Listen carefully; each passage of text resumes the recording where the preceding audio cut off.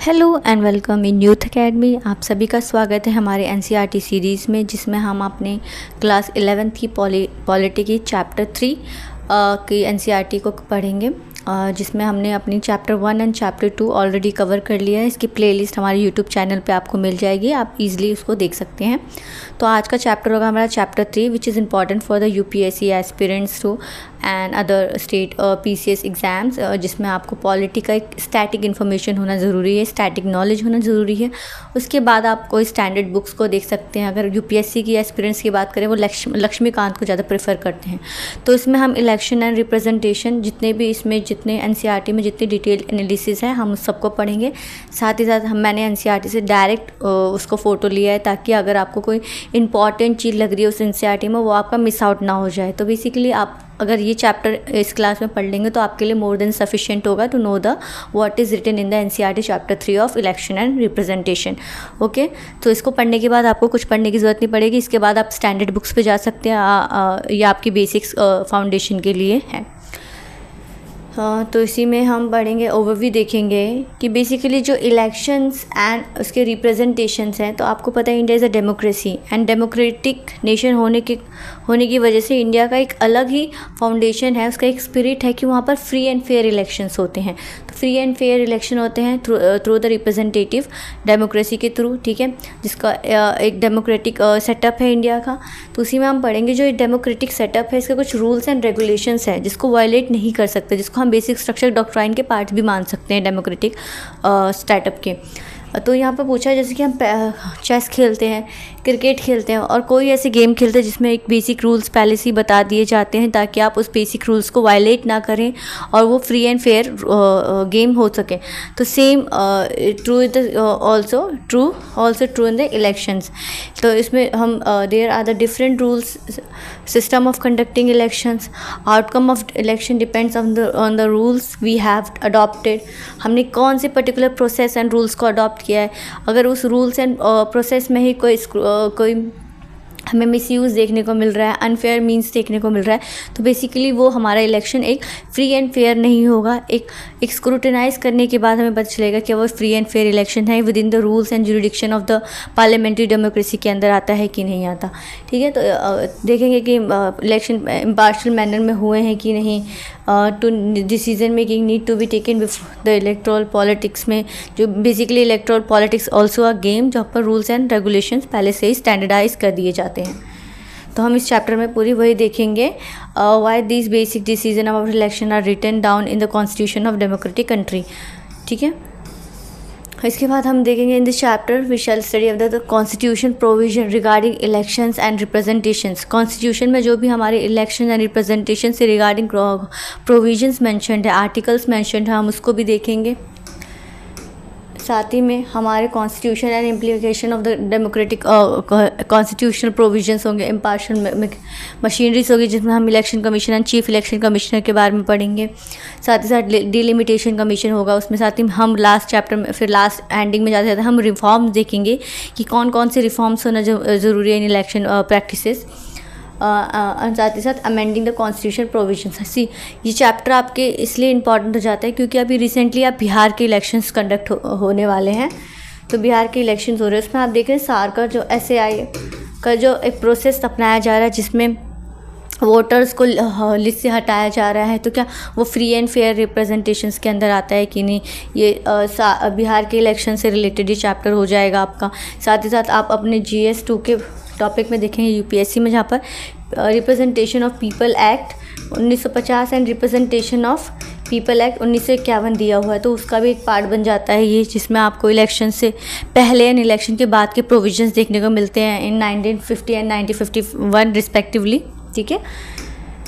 तो इसमें हम पढ़ेंगे डिफरेंट मेथड ऑफ इलेक्शन। इसमें हम जैसे कि FPTP मॉडल के बारे में पढ़ेंगे, जैसे PR सिस्टम के बारे में पढ़ेंगे, first past the post system and the proportional representation.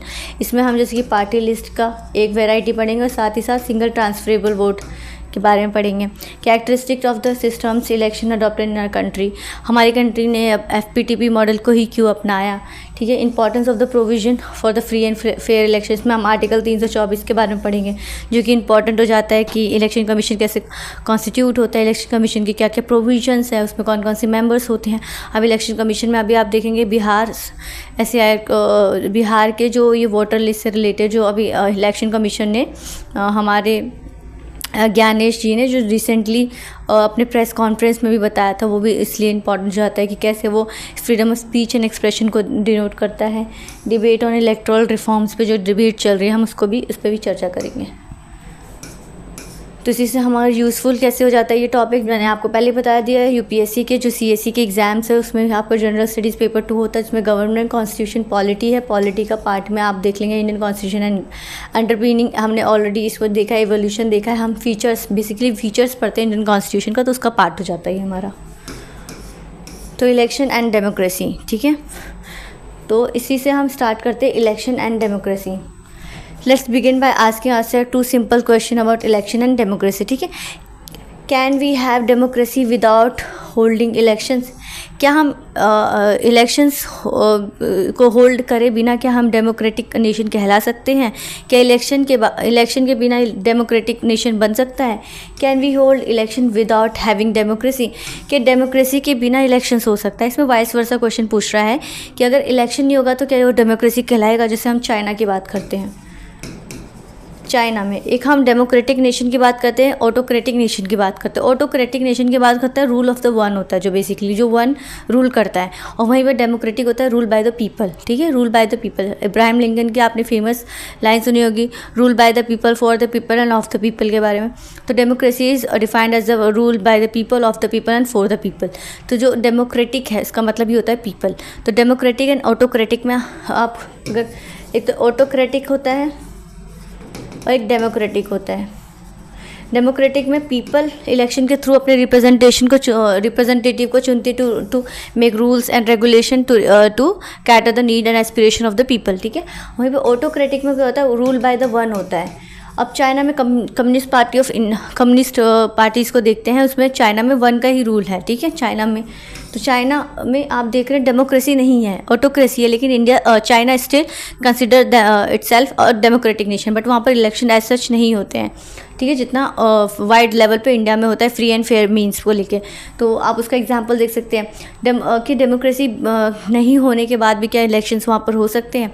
Of course हो सकते हैं।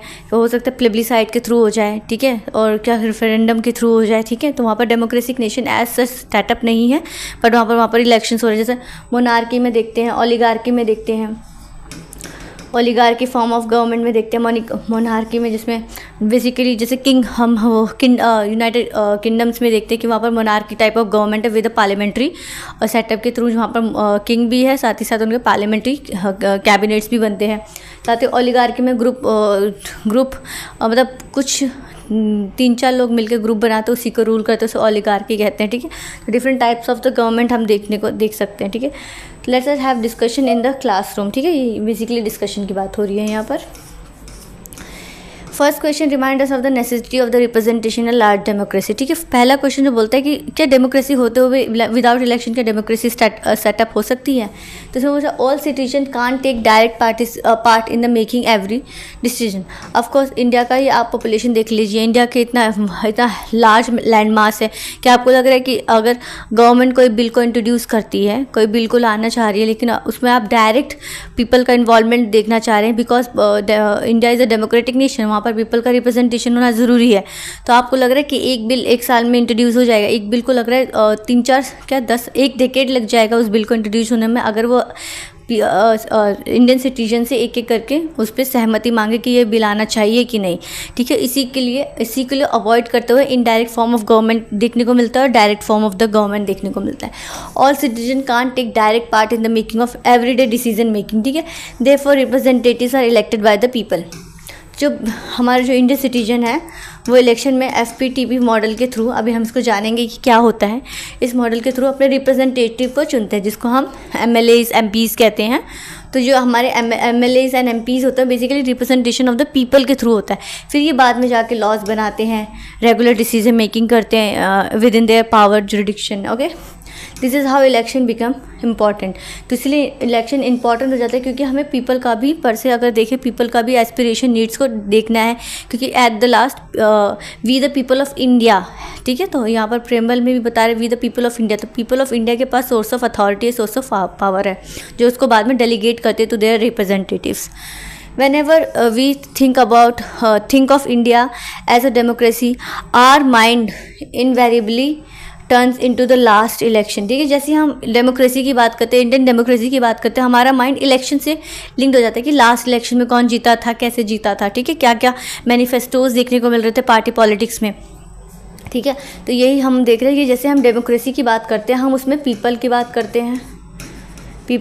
करते हैं, इलेक्शंस की बात करते हैं, पार्टीज़ की, नेशनल पार्टी, स्टेट पार्टीज़ के बारे में बातें होती हैं। तो बेसिकली इलेक्शन एंड डेमोक्रेसी कैसे एक दूसरे से लिंक्ड है उसकी यहाँ पर चर्चा हो रही है। नेक्स्ट स्लाइड में है elections have today become the most viable symbol of democratic process, क्योंकि democracy is we the people of India, जिससे कह सकते हैं कि rule by the people, of the people and for the people. जब rule by the people ही हो रहा है और डेमोक्रेसी में, डेमोक्रेटिक नेशन में डेमोक्रेटिक्स ही बता रहा है डेफिनेशन कि यहाँ पर पीपल के थ्रू सोर्स ऑफ अथॉरिटी आएगी, सोर्स ऑफ पावर आएगी। तो यहाँ पर जो बोल रहे हैं ना, जो election is kind of a method, election is a method from which these source of authority is delegated between their representatives and further these representative make the rules and regulation to cater the need and aspiration of the citizen and the people who gave at large who gave the power to them, ठीक है। तो ये election एक process हो जाता है कि ये पावर को कैसे एक जगह से दूसरी जगह ट्रांसफ़र करें, और वो जो ट्रांसफ़र ऑफ पावर हो रही है उसके साथ में रिस्पॉन्सिबिलिटी, ट्रांसपेरेंसिबिलिटी, आंसरेबिलिटी कैसे डेलीगेट हो रही है, ठीक है। We often distinguish between direct and indirect democracy. हमारी democracy direct and indirect ways में हो सकती है। अगर डेमोक्रेसी की बात करें, हमारी एक होती है इनडायरेक्ट, ओके, और एक होती है हमारी डायरेक्ट। डायरेक्ट डेमोक्रेसी में तो वही हो जाती है कि हम रेगुलर बेसिस पे अपने रिप्रेजेंटेटिव्स को अपने थ्रू ही इलेक्ट करें और उनको पावर दें, ताकि वो पावर को यूज़ करके हमारा वेलफेयरिज्म का अप्रोच ले सकें। तो ये जो डायरेक्ट डेमोक्रेसी होती है, FPTP मॉडल पे हम देख सकते हैं, जिसमें जैसे कि FPTP मॉडल में हम कौन कौन से first past the post system, इसका फुल फॉर्म है first past the post system model. इसमें जैसे कि लोकसभा के इलेक्शंस होते हैं, ठीक है। इसमें हमारे स्टेट लेजिस्लेटिव असेंबली के इलेक्शन होते हैं। स्टेट लेजिस्लेटिव असेंबली, विधानसभा की बात करें, हिंदी में विधानसभा कहते हैं, कि इलेक्शंस होते हैं, ठीक है। तो इसमें हम क्या करते हैं, बेसिकली जो हमारी कंट्री होती है, आपको पता है कॉन्स्टिट्यूएंसीज़ होती है। इंडिया में बहुत सारी कॉन्स्टिट्यूएंसीज डिवाइडेड है।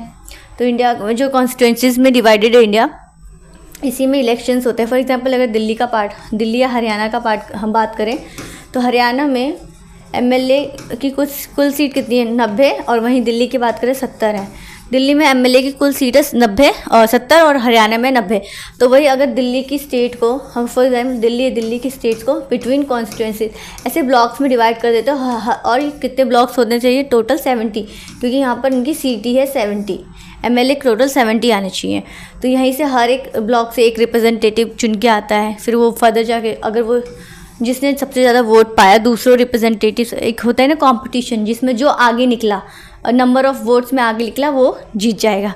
तो वहीं पे जिसके पास नंबर ऑफ़ वोट ज़्यादा होंगे वो इलेक्शन जीत जाएगा इन पर्टिकुलर कॉन्स्टिट्यूएंसीज। ऐसे ये एरियाज़ होते हैं जो कि डिलिमिटेशन कमीशन इसको डिलिमिट करता है, एरिया को डिमार्केट करता है एंड बाउंड्री बनाता है। तो ऐसे जो ये एरियाज़ होते हैं, इसको ही पॉलिटिकल भाषा में कॉन्स्टिट्यूएंसीज़ का नाम दिया जाता है। तो हर एक कॉन्स्टिट्यूएंसी से एक रिप्रेजेंटेटिव निकलता है। फिर बाद में ये सारे रिप्रेजेंटेटिव जो जीत जाते हैं, टोटल 70, ये जाके स्टेट लेजिस्लेटिव असेंबली में बैठते हैं और वो इलेक्शंस करते हैं। वही बात करें हम लोकसभा की, लोकसभा में पूरा इंडिया होता है। इंडिया में 545 सीट्स है लोकसभा की, 545 सीट्स हैं, ठीक है। 545 में पूरे इंडिया को ऐसे 545 जोन्स में बांट दिया जाता है, ठीक है। और उसमें फिर फर्दर जो ये फर्दर 545 उसमें फिर अपने अपने कैंडिडेट्स भेजते, फिर जो कैंडिडेट सबसे ज़्यादा वोट पाता है वो उस मेंबर ऑफ पार्लियामेंट बन जाता है। तो बेसिकली यही बात है। फिर उसके बाद सरकार कैसे बनती है, दूसरा पार्ट हो जाता है। तो ये FPTP मॉडल बेसिकली बहुत इजी वे हो जाता है, चीप वे और इजी वे हो जाता है, ताकि हम क्या करें मिनिमम कॉस्ट में अपनी और विद अगर इंडिया की लिटरेसी की भी बात करें, India is that much not literate country, तो इंडिया को इजी वे प्रोवाइड करने के लिए, एफिशिएंसी प्रोवाइड करने के लिए, ताकि कि प्रोसेस में बेसिकली हो क्या रहा है एक नॉलेज प्रोवाइड करने के लिए FPTP मॉडल लिया है for the direct democracy. Direct democracy में हमारे लोकसभा एंड विधानसभा आ जाता है, जिसमें हम first past the post system अपनाते हैं, जिसमें हम डायरेक्ट वोट करके अपने पावर्स को अपने रिप्रेजेंटेटिव को डेलीगेट करते हैं, देते हैं, ट्रांसफ़र करते हैं। वहीं पे हम PR सिस्टम की बात करें, जो कि इनडायरेक्ट हो जाता है। बेसिकली इनडायरेक्ट कैसे फॉर्म में हो जाता है कि पहले हम FPTP मॉडल को यूज़ करके हम अपने रिप्रेजेंटेटिव को चुनते हैं। ये हमारे जैसे कि रिप्रेजेंटेटिव्स हैं जिसको हमने डायरेक्ट डेमोक्रेसी के थ्रू चुना था। अब ये हमारे रिप्रेजेंटेटिव है, वो फर्दर रिप्रेजेंटेटिव को चुनते हैं। तो ये जो हमारा इनडायरेक्ट हो गया ना, जैसे कि यहाँ पर हम हैं, पहले हमने इनको चुना, ये डायरेक्ट हो गया क्योंकि इनका कांटेक्ट और इनका कांटेक्ट क्लोजेस्ट है और डायरेक्ट है। अब ये क्या करते हैं, जो यही चुन जाते हैं यही बाद में आगे लोगों को चुनते हैं, तो ये इनडायरेक्ट हो गया क्योंकि पीपल से डायरेक्टली लिंक नहीं है, पीपल से इनडायरेक्टली लिंक्ड है in the through the medium of other representatives. तो ये इनडायरेक्ट फॉर्म ऑफ गवर्नमेंट हो जाता है। और हम इसको पढ़ेंगे कि पार्टी लिस्ट, पार्टी सिस्टम क्या होता है, और साथ ही सिंगल ट्रांसफरेबल वोट सिस्टम क्या होता है। तो इसमें और आपको डायरेक्ट डेमोक्रेसी में जैसे कि जो छोटी छोटी कंट्रीज़ होती है, स्वीडन, यहाँ पर आप डायरेक्ट देख सकते हैं, जैसे प्लेबिसाइड रेफरेंडम जो डायरेक्ट होता है, जिसमें वो बेसिकली वोटिंग के थ्रू, भाषणों के थ्रू बता दिया जाता है कि ये direct form of the government है। और direct democracy is one where the citizen directly participate in the day to day decision making, ठीक है, and in the running of the government. तो इसमें प्लेबिसाइड हो जाती है, जिसको जनादेश कहते हैं, जिसमें बेसिकली वो डायरेक्टली गवर्नमेंट को बताते हैं कि डिसीजन मेकिंग जो हो रही है डे टू डे में, उसमें पार्टिसिपेट करते हैं डायरेक्टली। ठीक है, तो ये आप इससे सोच सकते हैं कि उसका एरिया भी कम होगा, पॉपुलेशन भी कम होगी, तभी तो ये डिसीजन मेकिंग है वो फास्ट हो सकता है, ट्रांसपेरेंट हो सकता है, तभी तो डायरेक्ट डेमोक्रेसी की बात करें। लेकिन India as a vast country, यहाँ पर डायरेक्ट डेमोक्रेसी पॉसिबल नहीं है।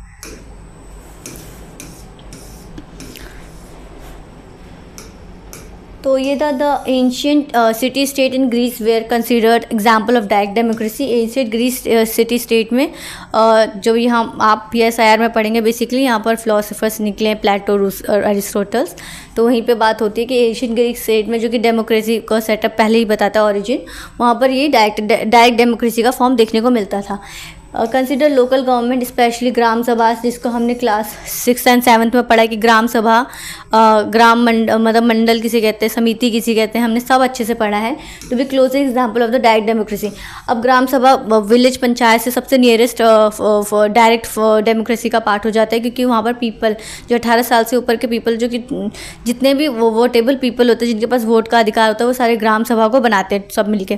तो बेसिकली वहीं पर वो day to day decision making में पार्टिसिपेट करते हैं, क्योंकि वहाँ का एरिया भी कम होता है और पॉपुलेशन भी कम होती है, तो ये ईजी हो जाता है डे टू डे लाइफ में डायरेक्ट डिसीजन मेकिंग करना। But this kind of direct democracy can't be practised when a decision has to be taken by lakhs and crores of people, millions of peoples के through लिया जाएगा। तो ये जो हमारा day to day decision making और decades में कन्वर्ट हो जाएगा, एक बिल आते आते डेकेड्स लग जाएगा। ठीक है, that's why rule by the people usually mean rule by their representative. हमारे इब्राहिम लिंकन की जो लाइन है जिसमें बोलते हैं रूल बाय द पीपल, जो बाय द पीपल का जो है ना, रूल बाय द पीपल, उसको यूजुअली मान लिया जाता है कि rule by the peoples representative, जिसको पीपल रिप्रेजेंट करते हैं इलेक्शन के थ्रू, जिसको चुनते हैं, वो जो डिसीजन मेकिंग में भूमिका निभाते हैं, वही हमारी डेमोक्रेसी होती है, जो उसी को कहते हैं rule by the people, people के द्वारा शासन करना। तो इसी में हम पढ़ेंगे, in such arrangement citizen choose their representative who in turn are actively involve in governing and administrating the country.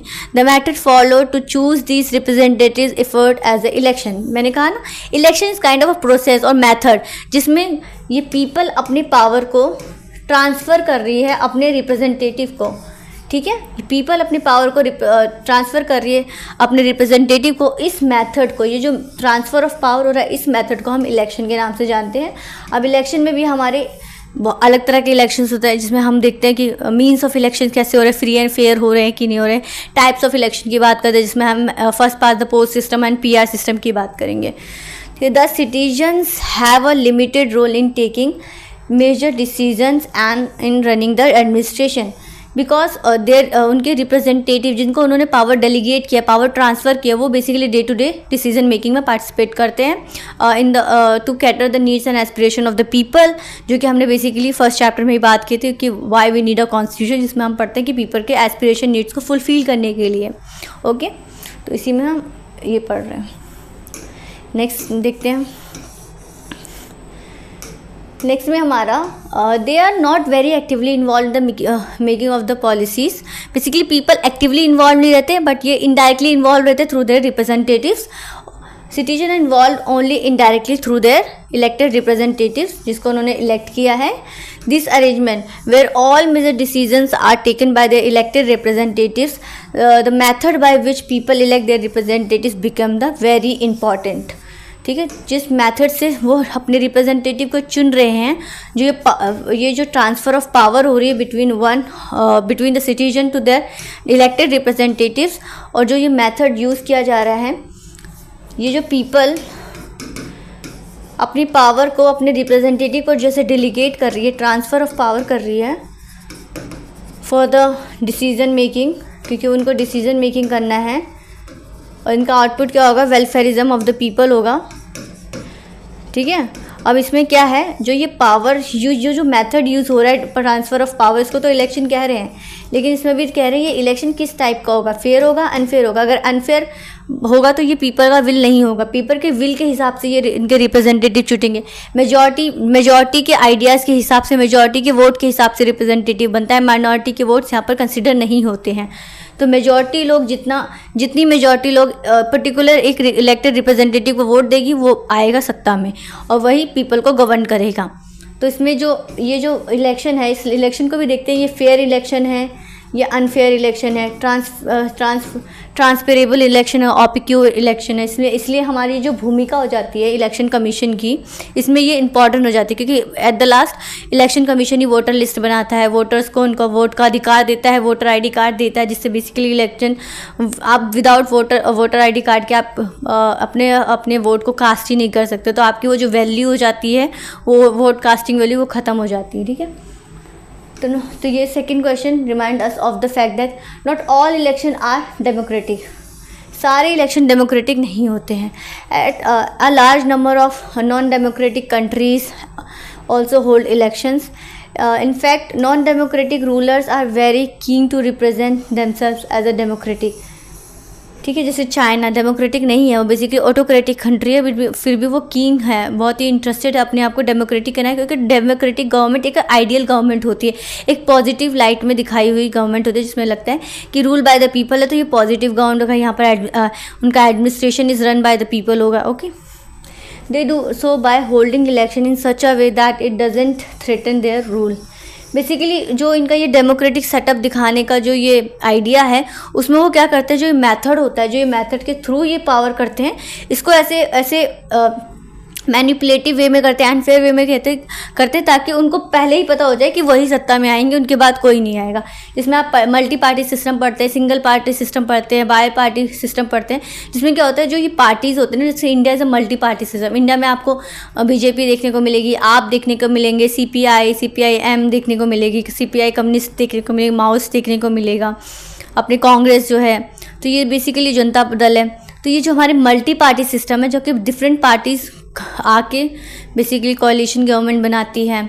हम बेसिकली सिटीजन्स को हम ऑप्शंस देते हैं, चॉइसेस प्रोवाइड करते हैं कि आप किस पार्टी के किस रिप्रेजेंटेटिव को चुनेंगे।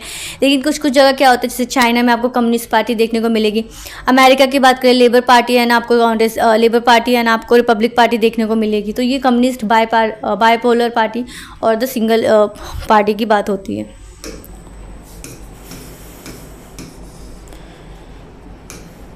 तो can you think of some example of such non democratic elections, जैसे कि मैंने अभी बात ही की आपसे, What do you think would distinguish democratic from the non democratic election? उनके प्रोसेसेस ऐसा कौन सी चीज़ डेमोक्रेटिक को नॉन डेमोक्रेटिक इलेक्शन से करती है? बेसिकली उनका इलेक्शन, वो किस टाइप ऑफ इलेक्शन वो करते हैं, उनका मीन्स ऑफ इलेक्शन क्या है, प्रोसेस क्या है, उनका मल्टी पार्टी सिस्टम है, बाय या सिंगल पार्टी सिस्टम है, वो बेसिकली उसमें जो ये जो रूल्स एंड रेगुलेशन बनाए जा रही है फेयर या फेयर एंड आंसरेबल है कि नहीं, यहाँ पर जो separation of power, division of power का जो कॉन्सेप्ट देखने को मिलता है कि यहाँ पर ये डिफरेंट मशीनरीज इंक्लूडेड है कि नहीं, ठीक है। तो ये सब एक डेमोक्रेटिक नेशन को एक डेमोक्रेटिक सेटअप, एक spirit of the with in the spirit of the people बनाता है। What can be done to ensure that election in a country would be conducted in a democratic way? अभी question post कर रहा है कि कौन से ऐसे वेज हो सकते हैं। तो हम बात करें, this is where constitutions come in. तो बेसिकली अगर constitution is a written document, जहाँ पर बताया रिटन डॉक्यूमेंट जहाँ पर आपको बेसिक्स मिनिमल ऐसे जो हमने फर्स्ट चैप्टर में पढ़ा था कि constitution is a written document, जहाँ पर आपको basic minimal basic rules provide होते हैं for the minimum coordination of degree के लिए। तो बेसिकली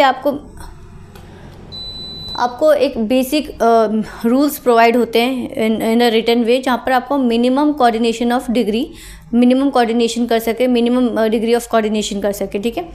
तो यहीं पे बात करें तो constitution is a democratic country lays down some basic rules about election, ठीक है, क्योंकि इतना इंपॉर्टेंट डेमोक्रेटिक नेशन इस इलेक्शन पे बेस्ड है, democracy is based on election, तो इसलिए वहाँ पर रूल्स लिखे हुए हैं इन कॉन्स्टिट्यूशन में, जो कि एक सेक्रेड हमारा डॉक्यूमेंट है। Details are usually left to be worked out by laws passed by the legislature. The basic rules are be usually about, जो बेसिक रूल्स होते हैं जैसे हम पीपल रिप्रेजेंटेशन में देखते हैं 1950 से 1951 में, who is eligible to vote. Basically at the last जिसको वोट करने का अधिकार है वही वोट करेगा, जिसको वोट करने का अधिकार नहीं है वो वोट नहीं कर सकता। इंडिया में 18 साल से ऊपर के लोग, वो 18 साल से ऊपर के लोग वोट कर सकते हैं, अपनी वोट को कास्ट कर सकते हैं। लेकिन जो ये हमें ये जो अधिकार दिया है, किसने दिया है? बेसिकली हमारे कॉन्स्टिट्यूशन में दिया है, जिसमें लिखा है कि who is eligible to vote, Indian citizen eligible to vote who is 18 and 18+ age जो आते हैं, who is eligible to contest. Basically contest है यहाँ पर कि इलेक्शन में जो कैंडिडेट्स देखते हैं हम, तो वो कंटेस्ट कर रहे हैं ना इलेक्शंस, तो बेसिकली कि कौन वो कैंडिडेट बन सकता है कि वो अपने आप को सत्ता में लाए, ठीक है। Who is the supervise elections, basically कौन सुपरवाइज करेगा इलेक्शन को, जिसमें इलेक्शन कमीशन ऑफ इंडिया का इन्वॉल्वमेंट हो जाता है under article 324। How do the voters choose their representatives, how are the voters to be counted and representative elected, ठीक है। ये सारे प्रोसेसेस में हमें अपने कॉन्स्टिट्यूशन में देखने को मिलते हैं। Like most democratic constitution, the constitution of India answers all this questions you can see हमें पता है constitution is a sacred document, ठीक है। उसमें आप केस ऑफ द भारतीय case and many important landmark judgement में सुप्रीम कोर्ट ने कॉन्स्टिट्यूशन का एज अ डेमोक्रेटिक एक as a basic structure doctrine बताया है, क्योंकि इसमें जो बताया गया है कि आप जो फेडरलिज्म है, जिसमें आप separation of power, division of power, federalism, election commission पढ़ेंगे, फ्री एंड फेयर इलेक्शन पढ़ेंगे, ये all are the parts of the basic structure, जिसको जो पावर में आई हुई रिप्रेजेंटेटिव चेंज नहीं कर सकते। There are the some rock bound rules जिसको आप बेसिकली चेंज नहीं कर सकते। अगर आप इलेक्शन के प्रोसेस को ही चेंज कर देंगे तो बेसिकली आप डेमोक्रेटिक के स्पिरिट को ही डाइल्यूट कर रहे हैं, मैनिपुलेट करें, डाइल्यूट करें, ठीक है। इसलिए बेसिक स्ट्रक्चर डॉक्ट्राइन होना ज़रूरी है, जिसमें कुछ ऐसे फीचर्स, कोई ऐसे आर्टिकल्स हो जो बेसिकली लेजिस्लेचर भी चेंज नहीं कर सकता, ताकि वो अपने डेमोक्रेटिक के स्पिरिट को मैनिपुलेट ना कर सके। तो the first 3 questions are about ensuring the elections are free and fair and can thus call the democratic. The last 2 question are about the ensuring a fair representation की बात कर रहे हैं, पहले 3 क्वेश्चन के बाद free and fair means of election की बात कर रहे हैं। तो this chapter you will consider both as a aspect of constitution provision about election. अब आता है election system in India. India के इलेक्शन सिस्टम्स कैसे हैं, तो यहाँ पर लिखा है refers to different methods in the system of election, wonder this all और तो read about different method of elections the campaigning and election, जो हम बेसिकली इलेक्शन के पहले जो कैंपेनिंग ये सब मैनिफेस्टो देखते हैं वो पार्ट ऑफ द इलेक्शन हो जाता है. But what are the different methods of election? There are the system of conducting election. There are the authorities, rules about do's and don'ts. Is that what election system is all about? ठीक है, तो यहाँ पर ballot paper के through पहले कैसे होता था, अब देखते हैं नेक्स्ट. तो why the constitution need to write down how the votes are to be counted and represent elected? ठीक है, तो people go and vote, candidate who get highest vote gets elected. यहाँ पर मेजॉरिटी रूल की बात हो रही है. तो जो मेजॉरिटी में रहता है वो बेसिकली जीत जाता है. That is what election are all over the world. Why do we need to think about this. ठीक है, यहाँ पर क्वेश्चंस कुछ इम्पोज हो रहे हैं जो बेसिकली इस चैप्टर में सब हम सीखेंगे. तो we need to, because this question is not about simple as it appears. We have to got so use to do our system of election that we think that the there can't be any other way. Basically हम FPTP system को इतना सो use to हो गए कि हमें पता ही नहीं कि यहाँ पर और भी अदर वेज हो सकता है जिससे इलेक्शन कंडक्ट हो सकती हैं. तो इसी में हम पढ़ते हैं, in a democratic election peoples vote and their preferences decided who will win the contest. Majority vote, जो जिसको मेजॉरिटी में वोट मिलेगा वो जीत जाएगा. But there can be very different ways in which people make their choices and very different ways in which their preferences can be counted. तो यहाँ पर मेथड ऑफ इलेक्शंस की बात हो रही है. अब पहला आ जाता है हमारा first past the post system.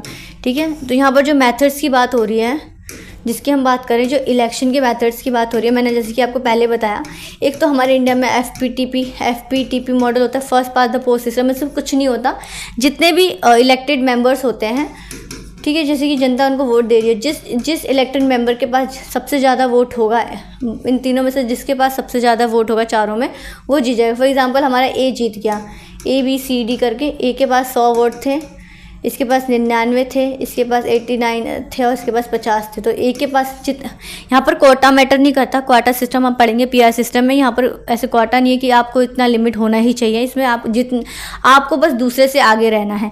जैसे A दूसरे से आगे है, वो अपने आप जीत जाता है इलेक्शन को. ये सिंपल सिस्टम होता है. इसलिए इंडिया में लोकसभा एंड विधानसभा जो डायरेक्ट डेमोक्रेटिक देखने को मिलती है, वहाँ पर ये यूज़ करते हैं. और दूसरा होता है हमारा PR system, proportional representation system. Proportional, ठीक है, रिप्रेजेंटेशन सिस्टम. प्रोपोर्शनल का मतलब ये था हाफ प्रोपोर्शन में रिप्रेजेंटेटिव होती है, डायरेक्ट होती है, बट थ्रू इनडायरेक्ट वे में होती है, क्योंकि पीपल के रिप्रेजेंटेटिव अपने रिप्रेजेंटेटिव को चुनते हैं. बेसिकली जो पीपल के अगेंस्ट या पीपल के टूवर्ड्स आंसरेबल होते हैं. ठीक है, जिसमें हम सिंगल ट्रांसफरेबल वोट सिस्टम देखेंगे एंड पार्टी सिस्टम देखेंगे. ठीक है,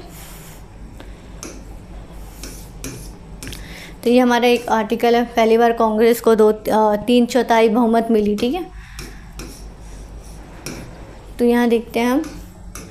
तो it talks of one historic movement in India's democracy. Lok Sabha election 1984 का था. Congress party came into power winning 415 of the, जैसे कि लोकसभा के 545 है, जिसमें 2 नॉमिनेटेड होते, तो 543 डायरेक्टली इलेक्टेड होते हैं. तो 543 में जो कांग्रेस को है 215 सीट्स मिली थी. मतलब लोकसभा में 543 ऐसे लोकसभा हमारा बना हुआ है ना, इसमें हमारी कम से कम सीट्स, मतलब कुर्सीज़ का मतलब पावर जैसे होता है. तो 543 लोगों में ये ऐसी कुर्सीज़ बनी है. उसमें से कांग्रेस ने 415 कुर्सी जीत ली. तो कुर्सी जीतने का मतलब 415 लोग उनके फेवर में होंगे, जो कांग्रेस की पार्टी के होंगे. तो Lok Sabha seat more than 80% of the seats. तो Lok Sabha seats more than 80% of the seats. ठीक है, जितनी इनको वोट नहीं मिली थी कांग्रेस को, उतना उन्होंने सीट्स गेन किया. ये कैसे हुआ, वही इसकी कहानी है. Such a victory was never achieved by any party in the Lok Sabha. It was a historic movement, milestone था. तो ये what did this election shows. तो ये इलेक्शन हमें क्या बताता है, तो यहाँ पढ़ेंगे. देखो, Congress party won 4/5 of the seats. ठीक है, बेसिकली उसने 543 में से 415 सीट जीती ली थी. Does it mean the 4 after 5 Indian votes. तो क्या इसका ये मतलब कि 5 में से 4 लोगों ने वोट किया था, voted for Congress party? Actually not. यहाँ पर है ना, आपको ये नहीं देख सकते आपको कितनी वोट मिली है।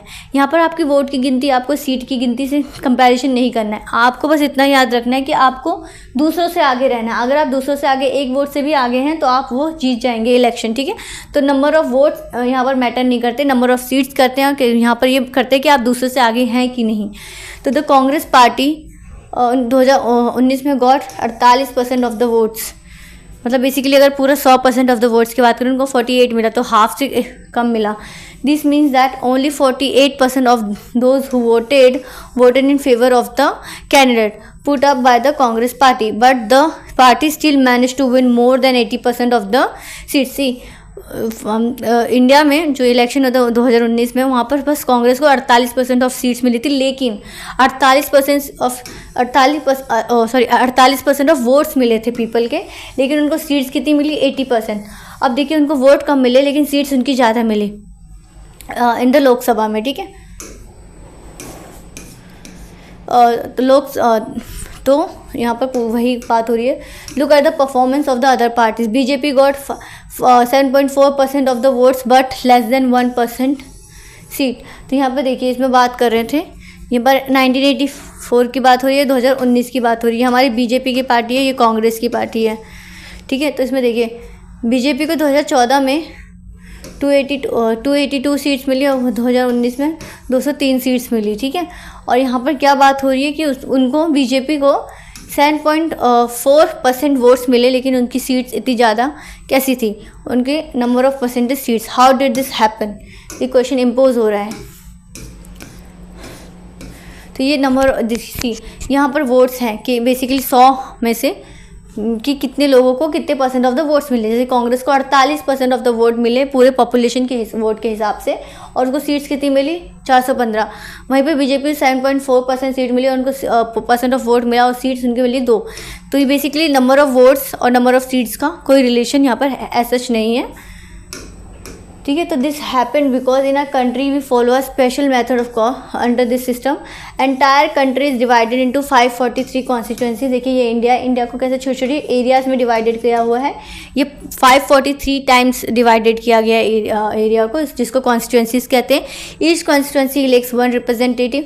हर एक जगह से एक उम्मीदवार चुन के आता है, हर एक नेता चुन के आता है, बोल सकते हैं। बेसिकली वो नेता ऐसा नहीं होता, मिनिस्टर्स होते हैं जो बाद में जाके वो गवर्नमेंट बनाते हैं। एक अलग एग्जीक्यूटिव मिनिस्टर्स होते हैं, लेजिस्लेटिव मिनिस्टर्स होते हैं, वो बात की कहानी है। बट हर एक कॉन्स्टिट्यूंसी से एक इलेक्टेड मेंबर होता है। The candidate who secure the highest number of votes in that constituency is declared elected. अगर बात करें कि दिल्ली में ऐसे इलेक्टेड कॉन्स्टिट्यूंसीज डिवाइडेड हैं, 70 हैं ऐसे। तो 70 में से देखेंगे कि इस वाले से, इस एरिया से, जैसे अगर हम बात करें यहाँ पर हमारी जो मालवीय नगर की कॉन्स्टिट्यूंसीज हो जाती हैं, जो हमारी यहाँ पर सीपी की कॉन्स्टिट्यूंसीज हो जाती हैं, हमारी जो इंपॉर्टेंट एरियाज़ है कनॉट प्लेस की साइड के एरियाज़, ठीक है, मंडी हाउस की हो जाती हैं, सुप्रीम कोर्ट के साइड की हमारी जो एरियाज़ मंडी हाउस का वो हो जाती है। तो बेसिकली ये जो कॉन्स्टिट्यूंसीज में से अलग हर एक रिप्रेजेंटेटिव चुन के निकलते हैं। फॉर एग्ज़ाम्पल ABCD, ठीक है। यहाँ पर बेसिकली 100 लोग थे, तो 100 लोग थे, यहाँ पर 100 लोग अपने हिसाब से वोट करेंगे। फॉर एग्जांपल उन्होंने डी को 50 वोट दिए, 50% ऑफ वोट दिए, 100 है, 100 का 50% 50 हो जाएगा। सी को 10% दिए, और यहाँ पर आपको बात करें बी इसको 10 दिए, इसको आप मान लीजिए 20 दिए, तो 50 कितने हो गए? 80, और इसको भी दिए 20, ठीक है। तो ये दोनों तो कट ऑफ में आ गए, लेकिन इनको क्या, इनमें हम ये नहीं देखेंगे किसको ज़्यादा मिले। अब देखा जाए तो 100 में से 50% ऐसी वोट्स थी जिसको बेसिकली डी को मिला ही नहीं, लेकिन डी इन सबसे आगे है क्योंकि उनको 50% ऑफ सीट मिली। आपको बस दूसरे से आगे निकलना और आप इलेक्ट हो जाएंगे। यही कहानी है पूरी FPTP मॉडल की। तो यही कहानी हमने इसमें देखी थी। कांग्रेस अगर हम बात करें कांग्रेस की, जो 1984 की कहानी थी, Congress, BJP and other parties को देख ले। फॉर एग्जांपल कांग्रेस को 9 सीट मिली, वहीं पे बीजेपी को 8 मिली, बट कांग्रेस तो यहाँ पर विन कर गया ना 1 नंबर से, तो उनको वो सीट उन्होंने जीत ली, और वहीं इन्होंने ये सीट लॉस कर दी। तो ऐसी पूरी कहानी अगर 1984 की स्टोरी देखें तो ऐसी हर एक कॉन्स्टिट्यूंसी में देखा जाए तो नंबर ऑफ़ वोट्स उनके कम थे, क्योंकि नंबर ऑफ़ वोट्स अब कंपैरिजन में देखें बस 1% ही कम था, लेकिन उनके सीट्स ज़्यादा थी क्योंकि वो एट द लास्ट विन कर रहे थे। तो यहीं पे important are note that this system whoever has more votes than all others candidate is declared elected. The winning candidate need not to secure a majority of vote. उनको majority of vote नहीं करना secure, उनको quota भी नहीं करना, उनको basically एक दूसरों से आगे निकलना है, ठीक है. This matter is called first past the post system.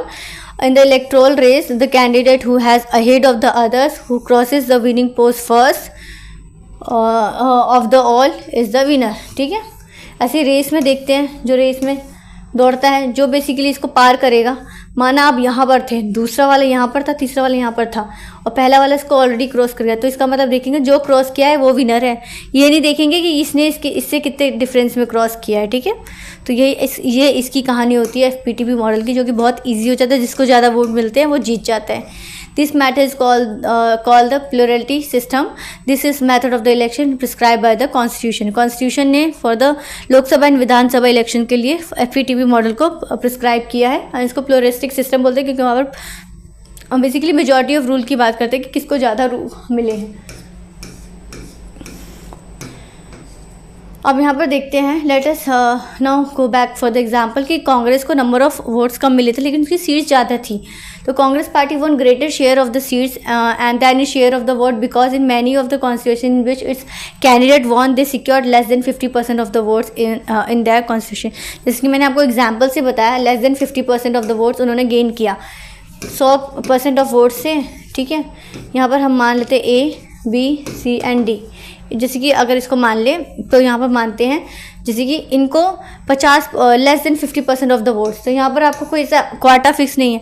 इन्होंने जैसे 40% ऑफ द वोट देखा, 20 देखा, इन्होंने 20 देखा, यहाँ पर 10 देखा, तो किसकी वोट ज़्यादा है? 40% की ज़्यादा है, लेकिन उसने 50% के बाउंड्री को टच नहीं किया, लेकिन फिर भी A is ahead of from this 3 because of their vote. और इस वोट में भी देखें इनको 50% भी नहीं मिला, लेकिन वो आगे तो है ना. तो यही कहानी है कि उनको 50% तक वोट नहीं मिला, लेकिन वो आगे थे बिकॉज ये तीनों इनसे पीछे थे, तभी वो जीत गए. और इसी कारण नंबर ऑफ़ वोट्स उनके कम थे, क्योंकि नंबर ऑफ़ वोट्स कम है, 50% भी नहीं है, फिर भी वो जीत गए क्योंकि वो इन तीनों से आगे थे. तो यही कहानी है हमारी इलेक्शन में कि several candidates, the winning candidate often gets much less than 50% of the vote. क्योंकि यहाँ पर कोई ऐसा क्वाटा फिक्स नहीं है. क्वाटा एक बाउंड्री होगी ना कि इस बाउंड्री को आप क्रॉस करोगे तभी आप विन करोगे. तो FPTP मॉडल में ऐसी कोई बाउंड्री नहीं है. आपको बस देखना है कि आप बाकियों से आगे निकल जाए. जैसे UPSC के पेपर में होता है कि एज प्रोवाइड करता है. आंसर राइटिंग तो सब करते हैं, लेकिन उसमें देखते हैं कि एक मार्क्स कैसे दूसरे से ले ले ताकि हम अपनी रैंक को इम्प्रूव कर सकें. तो वही कहानी है कि दूसरों से आगे निकलना है. वहाँ पर ऐसा कोई लिमिट नहीं है, एक कट ऑफ मार्क नहीं है, एक क्वाटा फिक्स नहीं है, ठीक है. The votes that goes to all the losing candidates goes waste. और जो भी losing candidate को वो वोट मिलता है वो लॉस्ट हो जाता है, ठीक है. For those candidates a party got no seats from this. जैसे कि हमने बात की, अब जैसे कि हमने 10% की बात की पॉपुलेशन की. A got for example 45%, B got 15%, ठीक है. तो यहाँ पर कितने हो गए? 60 हो गए. C got 60, 20%, 70-80 and D got 20%, ठीक है. तो इसमें क्या हुआ? ये 45% से A तो जीत गया, लेकिन अगर हम बात करें 45 और ये हमारे कितने हैं? 10 क्या 50 और ये हमारे 55. अब 55 और 45 में देखिए यहाँ पर नंबर ऑफ़ वोट ज़्यादा हैं, लेकिन जीता कौन है? A. तो जो 55% ऑफ वोट है वो तो हमारे वेस्ट हो गए, क्योंकि ये तीनों हार गए. और 55% ऑफ द पीपल ने A, B, C, D को दिया था. मतलब 45% ऑफ द पॉपुलेशन की वॉइस सुनी गई, 55% ऑफ द वॉइस को अनसुना कर दिया गया, ठीक है. तो वही बोल रहे हैं, लूजिंग कैंडिडेट्स का जो वोट मिला है जो कि 55% है उसको वेस्ट कर दिया गया, जो कि 45 से ज़्यादा है. मतलब मेजॉरिटी इनकी ज़्यादा थी लेकिन फिर भी वेस्ट हो गई. तो ये suppose the party gets only 25% of the votes in every constituency but everyone get less than, मतलब दूसरों को 25 से भी कम मिला था लेकिन वो तो जीत गई. लेकिन अगर फिर लूजिंग कैंडिडेट्स की ऑल वोट को काउंट करें तो वो तो मेजॉरिटी में ही रहेगी.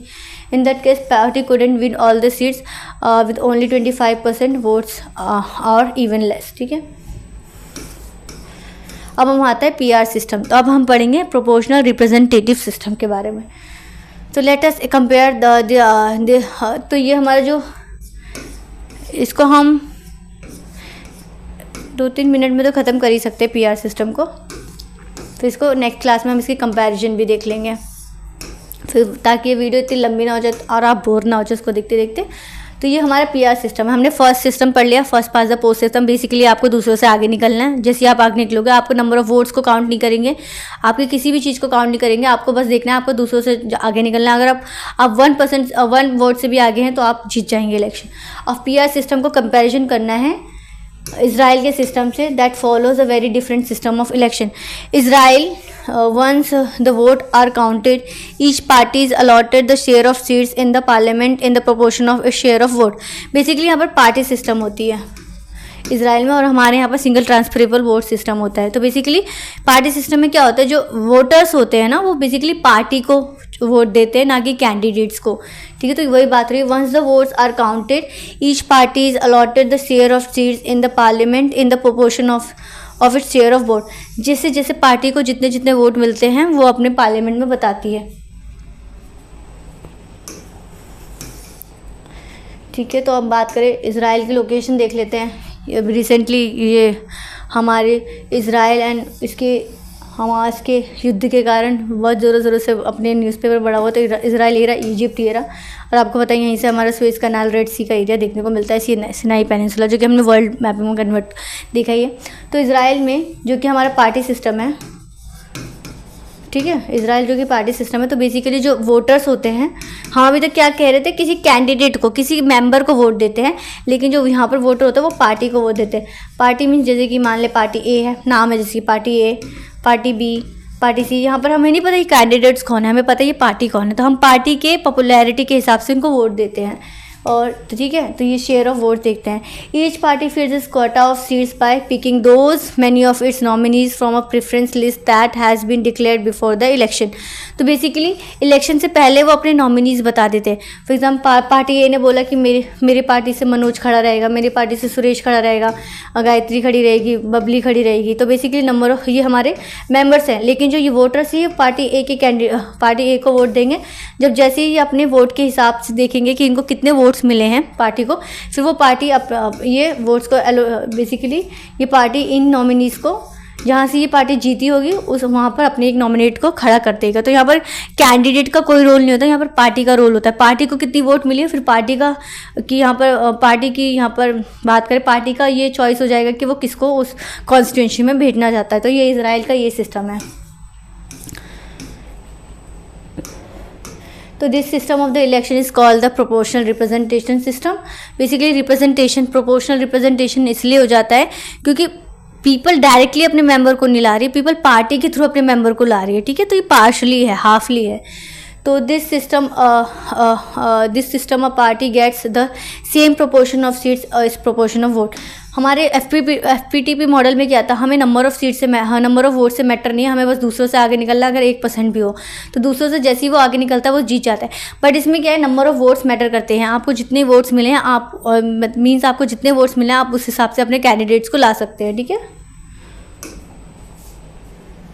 देखिए a voting system in which the share of seats a party wins matches the share of votes it receive. ठीक है, तो मैक वोट्स मैटर्स।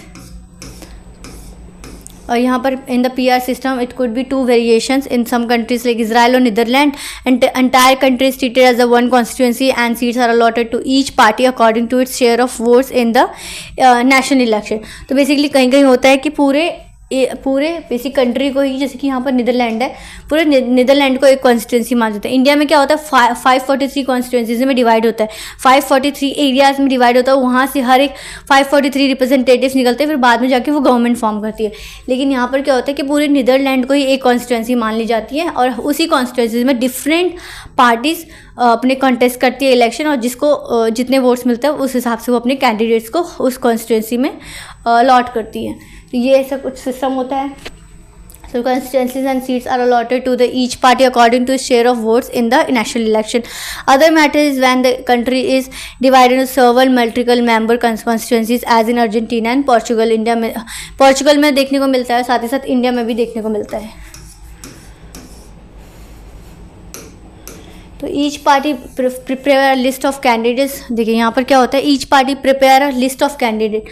तो हर एक पार्टी अपनी लिस्ट ऑफ कैंडिडेट को प्रिपेयर करती है फॉर ईच कॉन्स्टिट्यूंसीज़ के लिए, हर एक कॉन्स्टिट्यूंसी के लिए प्रिपेयर करती है।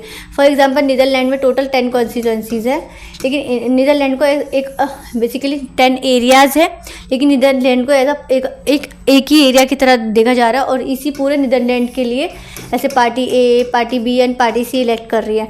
और पार्टी ए को फॉर एग्जांपल 45% ऑफ वोट मिले, इनको 30% ऑफ वोट मिले, इनको 15% ऑफ द वोट मिले, ऐसे सच करती है। तो इनको जितने परसेंट ऑफ द वोट मिलेंगे उतने उसी हिसाब से अपने नॉमिनेटेड मेंबर को वो इलेक्ट बेसिकली उस पोस्ट पे डालेंगे, ठीक है। तो each party prepare list of candidate, election से पहले ही लिस्ट ऑफ कैंडिडेट प्रिपेयर कर लेती है for each constituency, depending on how many have to be elected from that constituency. Depend करता है कि उस कॉन्स्टिट्यूंसी से कितने मेंबर्स चाहिए, ठीक है।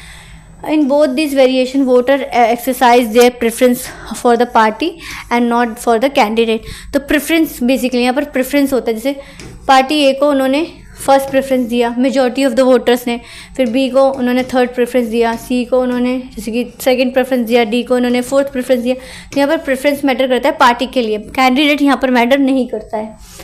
तो जैसे मैंने बोला पार्टी की पॉपुलैरिटी के हिसाब से, पार्टी के मैनिफेस्टो के हिसाब से वहाँ पर पार्टी को वोट दिया जाता है। The seats in the constituency are distributed on the basis of votes polled by the party. तो जितनी पार्टी ने जितने वोट्स लिए हैं उसी हिसाब से उनको सीट्स मिलेगी। Thus representative from the constituencies would and do belongs to different parties. तो यहाँ पर जो रिप्रेजेंटेटिव्स भी आते हैं वो डिफरेंट पार्टीज़ के आते हैं। एक ही पार्टी के बहुत सारे आपको रिप्रेजेंटेटिव देखने को मिल सकते हैं due to their share of votes, और जितने उन्होंने वोट्स गेन किए हैं। तो प्रोपोर्शनल रिप्रेजेंटेशन इन इज़राइल की एक बॉक्स था, तो इस बॉक्स को मैंने डायरेक्ट ही यहाँ पर कॉपी पेस्ट किया है। तो Israel follows a proportional representative system of election to the legislature, जिसको सीनेट बोलते हैं, किनेट के साइलेंट नेसेंट बोल सकते हैं, नेसेंट सीनेट तो आप अमेरिका में देखते हैं। टेक प्लेस एवरी 4 years में होता है। Every party declare a list of candidate but voters vote for the party and not for the candidate. तो यहीं पे आपका PR सिस्टम इंपॉर्टेंट हो जाता है। और FP मॉडल में क्या था, voters vote for the candidate not for the party, and PR system में voter vote for the party but not for the candidate. ये देखिए यहाँ पर, ठीक है।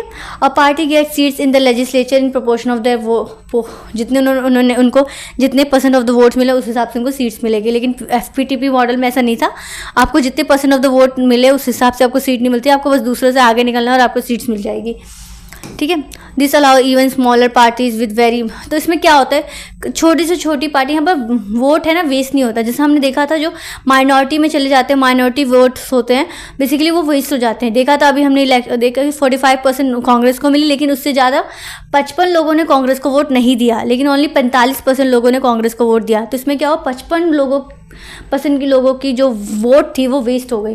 लेकिन PR सिस्टम में कोई वोट वेस्ट नहीं होता, यहाँ पर हर एक वोट का वैल्यू होता है और उसी हिसाब से सीट्स अलॉटेड होती है।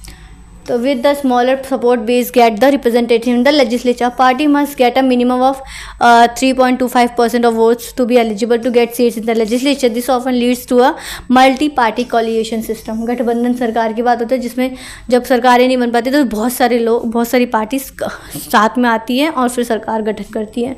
The following table shows the result of the 2015 का इजराइल का,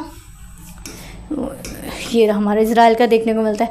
इजराइल में देखिए name of the list, party की लिस्ट की है, लिकुड, ज़ोनिस्ट कैंप, जॉइंट लिस्ट, यश अदीद, कुलानू, ये बेसिकली 7 डिफरेंट ऑफ ये पार्टीज़ के नाम है। और इसमें देखिए नंबर ऑफ वोट्स किस हिसाब से मिले उनको, 23%, 4%, 23, 18, 10, 8, उनके देखिए नंबर ऑफ सीट्स कैसे 30, 34, 13 ऐसे मिले। तो ये बेसिकली वोट के हिसाब से इनको सीट्स मिलती है।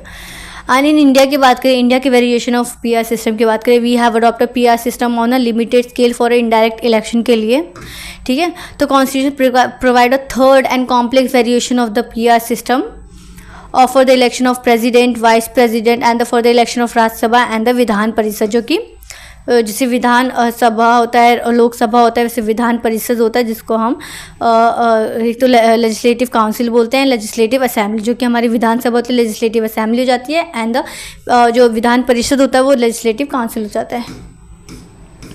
तो यहाँ पर हमारा कंपैरिजन है। तो अभी तक हमने जितना पढ़ा PR सिस्टम, उसका देखिए country divided into smaller geographical units and call the constituency और डिस्ट्रिक्ट। और इसमें क्या होता है, large geographical areas are demarcated as a constituency, entire country में no may be a single constituency, जिसकी वेरिएशन के हिसाब से हो सकता है। पीआर सिस्टम में एक पूरे कंट्री को एक कॉन्स्टिट्यूंसी मान सकते हैं और यहाँ पर मल्टी कॉन्स्टिट्यूंसीज भी हो सकती है, बट एफपीटीपी में constituencies are multiples. Every constituency elects one representative होता है। More than one representative may be elected from the one constituency. Voter votes for the candidate, voter votes for the party. यहाँ पर important point ये हो जाता है, voter vote for the party, और यहाँ पर voter votes for the candidate हो जाता है। Voter votes for the candidate, ये पार्टी देख लिया। A party may get more than seats than the more than votes. यहाँ पर हमने देखा सीट्स और वोट्स की कोई नंबर ऑफ सीट्स और वोट्स में कोई रिलेशन नहीं है। आपको बस आगे निकलना है, आप सीट जाएंगे और यहाँ पर आपके जितने वोट्स होंगे उस हिसाब से आपको सीट्स अलॉट होगी। ठीक है, every party get seats in the legislature in proportion to percentage of vote they get it. ठीक है, candidate who wins the election may not get majority. हमने देखा 45% था, वो मेजॉरिटी तो नहीं था, मेजॉरिटी तो 50% होगी अगर 100% का हमने माना है तो, लेकिन यहाँ पर मेजॉरिटी को नहीं होता, यहाँ पर जो आगे निकलता है वो होता है। यहाँ पर candidate who wins the election get the majority of votes. ठीक है, जो विंस करता है इलेक्शन उनको बेसिकली मेजॉरिटी ऑफ वोट देखना होता है, जैसे कि यूके एंड इंडिया में ये होता है, जैसे कि इजराइल एंड नीदरलैंड की देखिए एग्जांपल्स।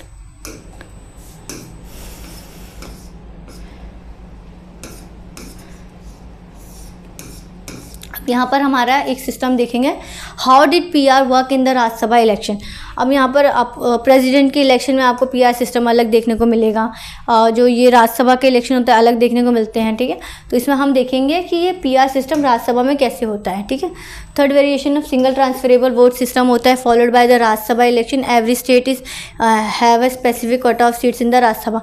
आपको पता है राज्यसभा में बेसिकली स्टेट के रिप्रेजेंटेटिव्स होते हैं कि स्टेट्स के डिमांड को वहाँ पर देख सकें, तो वहीं पे बोल रहे हैं कि स्पेसिफिक कोटा ऑफ सीट्स होता है। The members are elected by the representative, जो हमारे रिस्पेक्टिव जो हम एमएलए चुनते हैं अपने विधानसभा के लिए, जो हमारे जो एमएलए चुन के जाते हैं वही हमारे एमएलए फर्दर हमारे राज्यसभा के मेंबर्स को चुनते हैं। These votes are for the MLA in that state. Every voter is required to rank candidate according to his her preference. For example इसमें बैलेट पेपर होता है, हम ऐसे बैलेट पेपर होता है, इसमें जैसे कि ऐसे डिवाइडेड होता है, यहाँ पर प्रेफरेंस लिखा रहता है ऐसे बैलेट पेपर में, यहाँ पर आपके कैंडिडेट्स होते हैं। ठीक है, जैसे candidate A B C and D होता है, और यहाँ पर बेसिकली बैलेट पेपर ऐसे होता है। जैसे कि जैसे कि यहाँ पर होता है प्रेफरेंस होता है, जैसे कि मैं हूँ मिस्टर एक्स ने, जो कि एक एमएलए है, उन्होंने जैसे कि प्रेफरेंस दिया, उन्होंने माना कि मेरा जो फ्रेंड है वो बी है, मैं उसको फर्स्ट प्रेफरेंस दूंगा, मतलब मैं चाहता हूँ पहले नंबर पे ये है, अगर ये ना बने तो दूसरे नंबर पे ये बन जाए, अगर ये ना बने तो तीसरे नंबर पे ये बन जाए, अगर ये ना बने तो फोर्थ नंबर पे ये बन जाए। जैसे हम अपने एग्जामिनेशन सेंटर्स चुनते हैं ना, तो प्रेफरेंस मानते हैं कि दिल्ली भरो, अगर दिल्ली में ना आए चलो आसपास के उत्तर प्रदेश देख लेते हैं, अगर उत्तर प्रदेश में भी नाम ना आए तो हरियाणा साइड चले जाएंगे। तो ऐसे हमारा प्रेफरेंस होता है कि इन तीनों में से कोई एक तो मिल ही जाए, तो इनका भी प्रेफरेंस होता है कि अगर बी ना बने तो बी ना जीता तो ए जीत जाए, ए ना जीते तो ऐसे हो जाए। तो ऐसे फॉर एग्जांपल माना ऐसे हमारे 10 ऐसे एग्जांपल मिलता है, 10 एमएलए हैं। ठीक है, 10 एमएलए ने ऐसे डिफरेंट टाइप ऑफ ऐसे फॉर्म भरे, तो देखा ए को कितने मिले, ए को फर्स्ट प्रेफरेंस, मतलब ए को कितने लोगों ने, जो 10 थे 10 में से ए को कितने लोगों ने पहला प्रेफरेंस माना ए को हमने 5 नंबर दे दिया है। ठीक है, 5 लोगों ने ए को फर्स्ट प्रेफरेंस माना। वहीं पर हमने बी को देखा 3 लोगों ने प्रेफरेंस माना, जो हमारा ये जो सी एंड डी था उसको 1 लोगों ने फर्स्ट प्रेफरेंस माना। तो अब इसमें क्या होगा, अब देखेंगे, अब वहाँ पर डिपेंड भी करता है कि आपके जो एमएलएज में जो जो आपके राज्यसभा में कितनी सीट्स हैं आपको। फॉर एग्जांपल आपके राज्यसभा में 2 सीट्स हैं, तो इसमें आपको कितने अपने जो जो आपको स्टेट लेजिस्लेटिव असेंबलीज होती है जिसको विधानसभा कहते हैं, तो फॉर एग्जांपल आपके विधानसभा में से आपको बस 2 लोगों को राज्यसभा भेजना है, क्योंकि वहाँ पर आपको सिर्फ 2 सीट्स दिए हुए हैं, तो इसमें 2 कैंडिडेट्स चुनने हैं। तो इसमें क्या होगा, देखिए इसमें से किसको ज़्यादा मिला, 5 तो जीत गया ना, 5 को सबसे ज़्यादा मिला। ठीक है, तो 5 जीत गया, 5 पहला हमारा कैंडिडेट बन गया। अब इसमें देखेंगे कि बी को तो 3 मिला था, ए को सी को 1 मिला, डी को 1 मिला। तो इसमें भी देखेंगे कि फिर हम देखेंगे कि ऐसे कौन से कैंडिडेट है जिसने डी को as a last number of दिया और उसको फर्स्ट प्रेफरेंस कौन सा है, ऐसे पूरा लिस्ट चलता रहता है। अब इसको हम आगे देखते हैं, पहले हम इसको पढ़ लेते हैं। To be clear the winner a candidate must secure a minimum quota. हम यहाँ पर क्वाटा फिक्स होता है, एक कट ऑफ फिक्स होता है, उस कट ऑफ को पार करना होता है for the word which is determined by the formula. यहाँ पर फॉर्मूला है इस कट ऑफ को डिटरमाइन करने के लिए। हाँ, तो ये हमारे फॉर्मूला है, इसमें हम देखते हैं। तो इसमें क्या होता है, टोटल वोट्स पुल्ड, कितने total votes pulled. For example हमारे स्टेट लेजिस्लेटिव असेंबली में टोटल कितने MLA थे। अगर हरियाणा की बात करें, हरियाणा में हमारे 90 MLA हैं, वहीं पर दिल्ली में हमारे 70 हैं, ठीक है। तो मान के हरियाणा की कॉन्स्टिट्यूंसी में 90 MLA हैं, तो 90 लोगों ने वोट को डाला, ठीक है। Total number of candidate to be elected, मान लिया कि हमारे टोटल नंबर ऑफ कैंडिडेट 2 थे, ठीक है। तो हमें 2 लोगों को चुनना था, 90 में से हमें 2 लोगों को राज्यसभा भेजना था। अब उसमें क्या होगा, +1 तो ब्रैकेट क्लोज एंड +1 करना है, ठीक है। फॉर एग्जाम्पल, अब इसमें एग्जाम्पल अलग है, 4 Rajya Sabha members have to be elected by the 200 MLAs। अब इसमें पूछा 200 MLAs में से, तो हमारे यहाँ पर नंबर ऑफ MLAs कितने हो गए, टोटल वोट्स पुल्ड। तो बेसिकली टोटल वोट्स पुल्ड, जितने लोग होंगे उतने ही वोट्स पुल्ड किए जाएंगे। तो 200 थे तो 200 वोट्स पुल्ड होंगे। साथ ही साथ हमें 4 लोगों को राज्यसभा में भेजना था अपने विधानसभा से, तो 4 लिख दिया, +1 एंड +1, ये हो गया। तो यहाँ पर क्या हो गया, 40 + 1 इज 41 वोट्स। यहाँ पर हमारे आंसर आ गया 41 वोट्स, ठीक है। इसको करने के बाद when the votes are to be counted it is done on the basis of the first preference vote secured by the each candidate, ठीक है। अब ये हमारी कहानी स्टार्ट होगी बैलेट पेपर की। हम देखेंगे बी को कितने, हमारे क्वाटा फिक्स कितना होंगे, 41। अब जितने भी फर्स्ट प्रेफरेंस के लोग होंगे उनको गिनेंगे, ठीक है। अब हमने क्या 200 लोग थे, तो 200 लोग ऐसा पेपर भरेंगे, उसमें देखेंगे अगर ए को 41 से ए को ऐसे 41 लोगों ने ए को फर्स्ट प्रेफरेंस में वोट दिया, तो 41 में तो ये हमारा जीत गया ना, आगे निकल गया क्वाटा से। तो ये वही तो हमारा है कि ये बेसिकली हम देखते हैं कि हमें हमारे मिनिमम क्वाटा कितना चाहिए, ठीक है। तो ऐसे माना 200 लोग थे, 200 लोग में से ए को 50 लोगों ने फर्स्ट प्रेफरेंस वोट दिया, तो ए तो जीत गया क्योंकि उसको क्वाटा पार कर लिया उसने 41 का। जितने भी लोग 41 का क्वाटा पार करेंगे वो कैंडिडेट के लिए अप्लाई हो जाएंगे। फिर अगर जो नहीं करेंगे उनके नेक्स्ट प्रेफरेंस लिस्ट को दे दिया जाएगा। When the votes are to be counted, it is done on the basis of the first preference vote secured by the each candidate, of which the candidate has secured the first preference vote. If after the counting of all first preference vote, required number of candidates fail to fulfill the quota, the candidate who secured the lowest votes of the first preference is eliminated, and her votes are transferred to those who are mentioned as the second preference on those ballot paper. This process continued till the required number of candidates are to be elected. अब for example हमने इसको माना, इसको हम छोटा number मान लेते हैं for the easy convenience. 10 MLAs थे, 10 में से हमें 2 लोगों को भेजना था राज्यसभा, ठीक है। तो 10 लोगों ने वोट डाला, 2 लोगों को राज्यसभा भेजना है, +1 एंड +1, ठीक है। अब इसको आप कैसे करेंगे, अब इसको काट फूट के आप देखिए, +1 एंड +1। अब हम इसको बोर्ड मास की तरह करेंगे, इसको 5 कर देंगे, ठीक है। ये 1 is 1 एंड ये हमारा हो गया 1, ठीक है। अब इसको क्या करेंगे, इसको +1 तो ये हमारा यहीं था, यहाँ पर था, एंड ये 2 हो जाएगा, ठीक है। तो ये हमारा 6 बेसिकली 6 हो जाएगा। तो 6 में से हम 2 को काटेंगे 3। तो हमें ऐसे 10 में से ऐसे हम देखना है फर्स्ट प्रेफरेंस लोगों में कितने लोगों को 3 में से ज़्यादा कट ऑफ मिला है। फॉर एग्जांपल हमने इसको 3 मान लिया, 3 हमारा कट ऑफ ले, अब हमारा 3 कट ऑफ है। तो जैसे कि ये 10 लोग थे, ABCD करके ऐसे 10 लोग हैं। अभी आप नंबरिंग कर दो 1 2 3 4 5 6। तो ए ने ऐसे कुछ वोट दिया, ए को, ये हमारा कैंडिडेट 1 इसको फर्स्ट, बी को 2, सी को 3 एंड 4 को डी, 4 को 5।